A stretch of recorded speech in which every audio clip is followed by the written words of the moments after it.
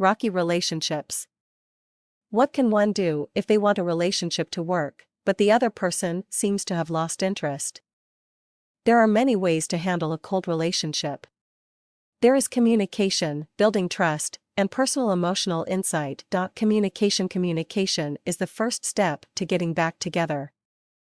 The way one communicates with the other person in the relationship should be equal and non-dominating. It is human nature that if one dominates the other, there is going to be feelings of combativeness.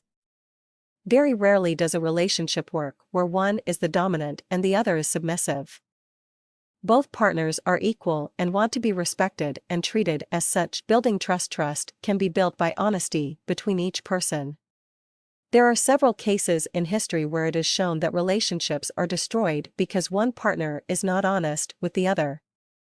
While there are other relationships that because of the mutual trust they have in each other, they become more powerful. Trust is built over time with some people and it is not a bad judgment of character.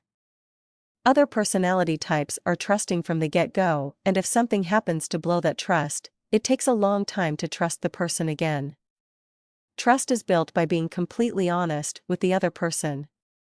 One can understand the importance of honesty, especially when the relationship is going off course. Little lies are covered up by larger lies, and lies lead to mistrust and breaking up. There are literally thousands of breakups that happen because of lying. One does not have to remember anything if they are honest all the time. They will not have to remember what lie was told to who and when it was told and how it got back to the other person. Personal emotional insight. One of the greatest ways to help a relationship that is on the rocks is to give the other person in the relationship personal emotional insight. Personal emotional insight is when you talk to the other person in the relationship and tell them exactly how you feel. This insight can be given because of a fight, during good times on a date, and when one feels it is a good time to talk about their feelings.